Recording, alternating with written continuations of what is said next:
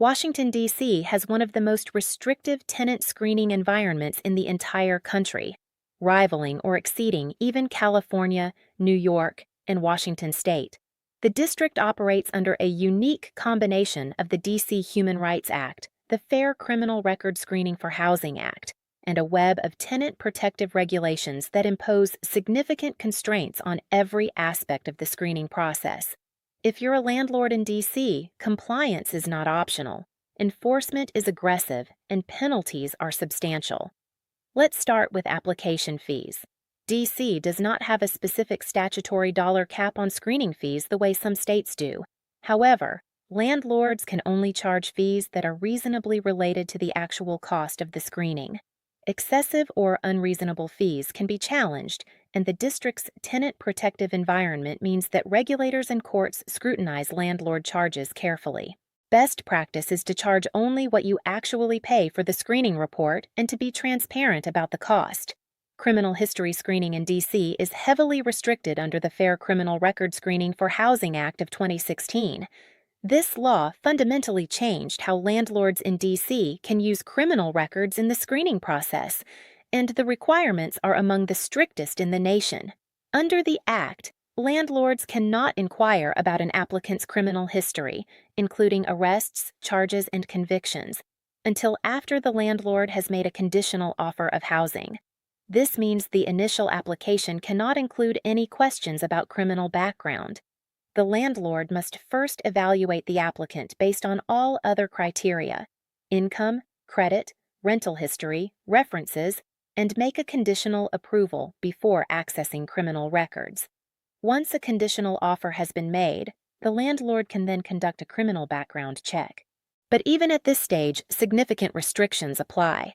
Landlords cannot consider arrest records that did not result in a conviction. Landlords cannot consider convictions that have been sealed, expunged, or pardoned.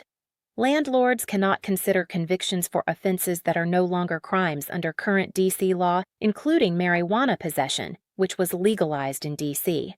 And landlords cannot consider juvenile records. If the criminal background check reveals a conviction that the landlord considers relevant, the landlord must conduct an individualized assessment before withdrawing the conditional offer. The assessment must consider the nature and severity of the offense, the time that has passed since the conviction, the age of the applicant at the time of the offense, evidence of rehabilitation and good conduct since the conviction, and the nature of the housing being sought, specifically whether the offense is directly related to the tenancy.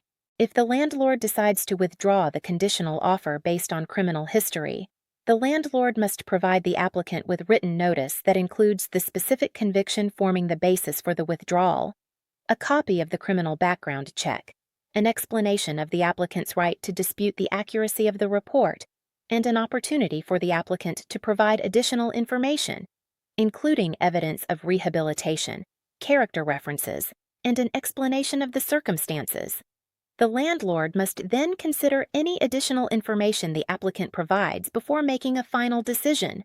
The penalties for violating the Fair Criminal Record Screening for Housing Act are significant. The D.C. Office of Human Rights enforces the Act, and violations can result in compensatory damages, civil penalties of up to $5,000 per violation for a first offense, and $10,000 for subsequent offenses, attorney's fees, and injunctive relief, including requiring the landlord to offer the unit to the applicant. Source of income protection in D.C. is robust and well established.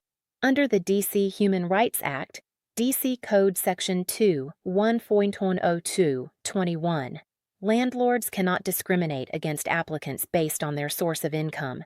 This explicitly includes housing choice vouchers, rapid rehousing subsidies, local rent supplement program vouchers, Social Security, disability payments, and any other lawful source of income. D.C. has one of the longest-standing and most actively enforced source of income protections in the country. Landlords cannot refuse to rent to an applicant because they receive a housing voucher. Landlords cannot advertise that they don't accept vouchers.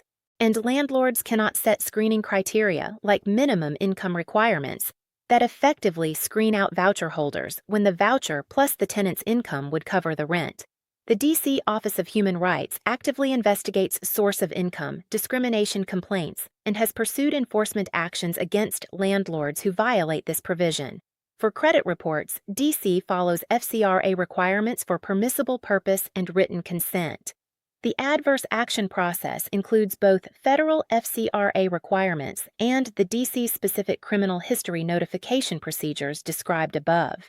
When a landlord denies an application for any reason, best practice in D.C. is to provide a detailed written explanation. The district's enforcement environment favors transparency and thorough documentation. D.C.'s fair housing protections under the D.C. Human Rights Act are among the broadest in the country. Protected categories include race, color, religion, national origin, sex, sexual orientation, gender identity and expression, disability, familial status, marital status, personal appearance, family responsibilities, political affiliation, matriculation status, place of residence or business, source of income, age, and status as a victim of an intrafamily offense. The breadth of these protections is extraordinary. Categories like personal appearance, political affiliation, matriculation status, and place of residence go far beyond what most jurisdictions protect. The personal appearance protection is particularly unusual and means that landlords cannot make screening decisions based on how an applicant looks, including body size, hairstyle, clothing, and other aspects of physical appearance. While this primarily prevents discrimination in face-to-face interactions rather than in the screening report itself, landlords who conduct in-person showings or interviews should be aware that personal appearance bias can form the basis of a complaint. The matriculation status protection means that landlords cannot discriminate against applicants because they are students or enrolled in an educational institution. In a city with multiple major universities, including Georgetown, George Washington, Howard, American, and Catholic, this protection affects a significant number of rental applicants. D.C. also has specific requirements regarding security deposits and the move-in process that interact with screening. The security deposit is limited to 1 month's rent, and the landlord must hold the deposit in an interest-bearing escrow account at a D.C. financial institution. The limited deposit makes thorough screening especially important, but the screening must comply with all of D.C.'s restrictions. From a practical standpoint, D.C. has one of the most expensive and competitive rental markets in the country. The market is driven by the federal government, the single largest employer in the region, along with international organizations, nonprofits, lobbying and advocacy groups, law firms, consulting firms, technology companies, and the massive healthcare and higher education sectors. Demand is consistently strong, and rents are among the highest in the nation. The D.C. rental market is shaped by the city's unique demographics. A large portion of the tenant population works in government or government-adjacent sectors with stable employment and verifiable income. Many applicants have strong credit profiles and professional references. At the same time, D.C. has a significant population of lower-income residents who rely on housing vouchers and subsidies. And source of income protection means these applicants must be evaluated on the same basis as market-rate applicants. The city's neighborhoods have dramatically different rental dynamics. Northwest D.C., including Georgetown, DuPont Circle, Adams Morgan, Columbia Heights, and Woodley Park, commands premium rents. Capitol Hill, Navy Yard, and the Wharf have seen enormous development and strong demand. Northeast and Southeast D.C. have experienced gentrification and rising rents in some areas while remaining more affordable in others. Anacostia and communities east of the river have the most affordable rents in the district, but are also experiencing development pressure. D.C.'s proximity to military installations, including the Pentagon, Joint Base Anacostia Bowling, Fort Belvoir, and Joint Base Andrews, means that military tenants are a significant portion of the rental market. Military applicants present unique income documentation including leave and earnings statements and BAH rates. Landlords should understand how to verify military income and should be aware that D.C.'s BAH rates are among the highest in the country. One critical best practice for D.C. landlords: build the two-stage screening process into your standard workflow. Evaluate all non-criminal criteria first, make a conditional offer, and only then run the criminal background check. This is not optional, it's the law. Running criminal history as part of the initial screening violates the Fair Criminal Record Screening for Housing Act, even if you don't use the results until later in the process. Train every person who handles applications on this procedure. Another best practice: document your individualized assessment thoroughly every time you withdraw a conditional offer based on criminal history. Write down which conviction you considered, how you evaluated each of the assessment factors, what additional information the applicant provided, and why you ultimately decided to withdraw the offer.